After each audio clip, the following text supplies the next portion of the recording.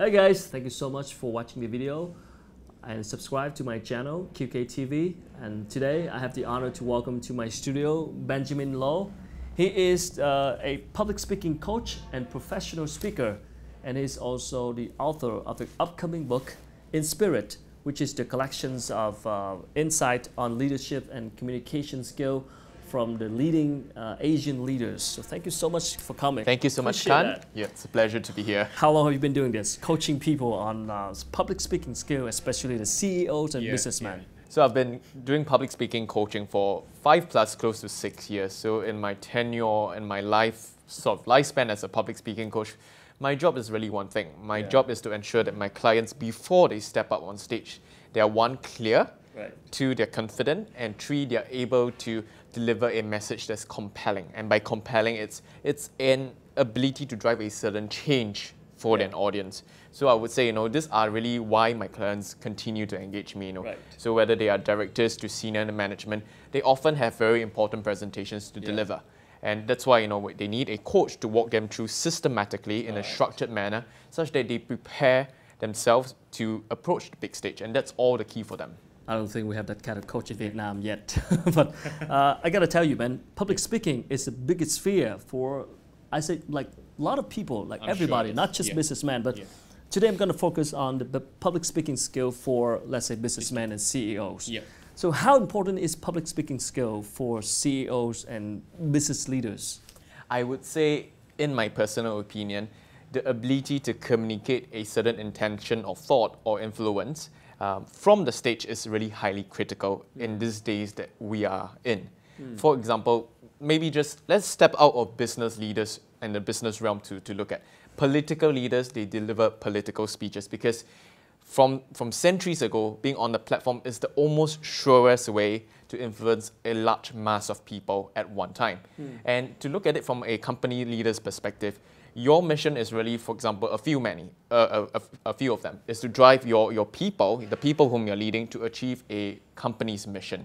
And there's a few ways to do it. One is really through system structures, making people feel that they're being productive. But for a leader to really take it to the next level is really for them to not just delegate things, especially when speaking is concerned, but really to embrace it. Because no one in the company reasonably has the same level of conviction as the leader.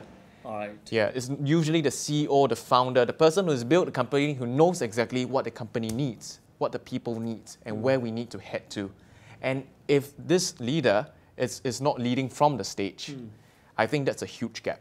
Because I'm seeing a lot of the business leaders or the top guy in the company in Vietnam. Sometimes they are not the talking guy. So they leave the talking task to other people like the deputy CEO. And they rather stay kind of low profile. And we have a joke that the people who can actually do, they don't talk that much.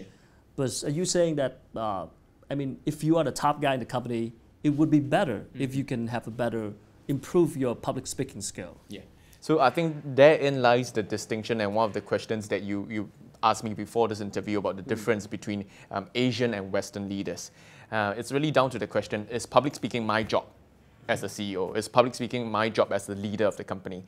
And when I work with Western clients, at least from the repertoire of the clients I work with, a lot of Western leaders, they see themselves on stage as an extension of who they are.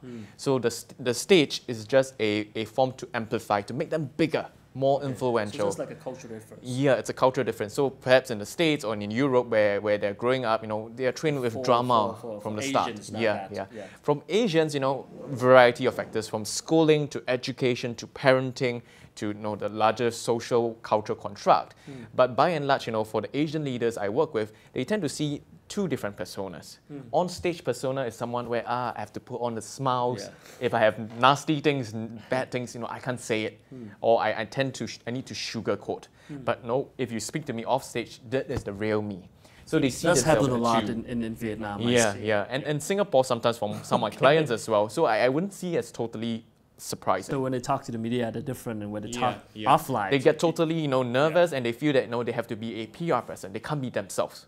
And I challenge that because in fact you have to be yourself on stage. So they should be themselves. Yes. And I would say the technique here is really to clarify and to find out what's your persona on stage? How do you find your voice on stage? And it takes even for leaders, sometimes you're communicating one-on-one. There's always a fear, if I'm being too nice or being too strict. So, you still have to find, and find and calibrate and find, what's the best way to communicate one-on-one. But on stage, it's the same thing as well. But people don't just have so much fear, so much concern, so much misconceptions that they don't give enough time on stage to discover who they really are as leaders and what their voices are on stage. So as a business leaders, how do you develop your skill as a good public speaking? Yeah. So I would say, don't see public speaking as a 1 to hundreds, thousands. I would say public speaking, think of it as two different words. Speaking to public. Okay. And what constitutes public? I would say in my own world, anyone more than one person is a public. So basically just talking to people. Yeah. And it takes you being conscious. So for example, if I'm a CEO, I have 2 subordinates speaking to me, that's public speaking. If I'm speaking to a small department of 10 to 15 people, that's public speaking.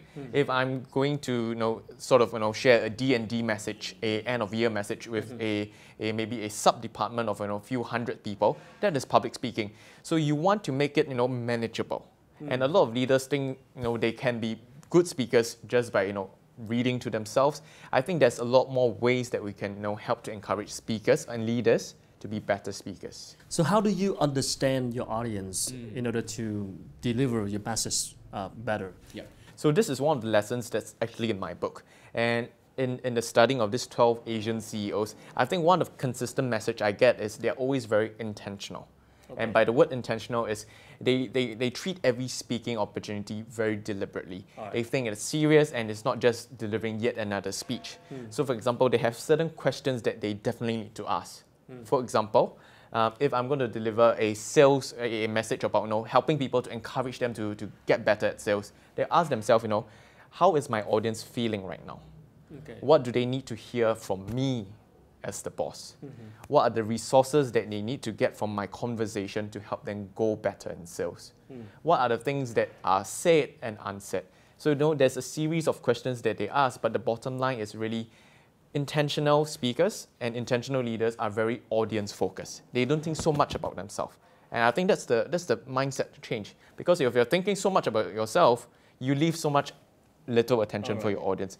So the more they invest into say, hey, how can I serve my audience? How can I make sure my 15 minutes, although it's just 15 minutes, really short. Okay. But if they can walk away doing 3 different things, how can they think differently? What are the different thinking changes that they want? How can they feel differently? So for example, if you're speaking to Salesforce and they're feeling dismotivated, they're not hitting your figures, maybe you want them to feel more empowered, more recharged. How do you want them to act and do differently? Okay. So thinking, feeling, doing. By asking the questions ahead first, then you'll be very focused. And this is one of the success principles that has been repeated many times, which is begin with the end in mind. A lot of leaders, they don't answer the kind of questions and they just say, hey, I have a script, I'm going up there to speak. And when you deliver such an unfocused message, your audience then becomes unfocused. They feel, this is just crappy. And the feedback dismotivates them. And then they don't like the stage. So it's about setting things right, really starting with who are my audience, what's the end in mind that I want to create. Well, but if you talk to a large crowd or the audience, which is a mix of different groups, should you just focus on your target audience or you try to deliver messages to all of them? Yep. So that's where, in my whole coaching process, we go into a speech and presentation content design. You ask yourself, for example, if you're speaking to 1,000 leaders, some of them are from different backgrounds. Some of them may be more seasoned, different insight, different perspective. Yep. So you got to ask yourself, what then is that one message that can hit across all of them? So maybe, for example, if a leader is speaking to experienced and non-experienced leaders, but one thing for sure is all of them have to take responsibility for their business. Can they find a big enough, encompassing enough message for all of them? So that whether you're at different stages of your business, you can say, hey, this makes sense to me. And that's the feeling, and that's the most important impact you need to create for your audience as a speaker. You need to have them walking away to say, hey, this 15 minutes by Mr. CEO was a fruitful one. I didn't waste my life listening to him. All right. Yeah, I would rather not watch YouTube. I want to listen to him because this 15 minutes meant something to me. It was relevant to me. So that's the important thing I say.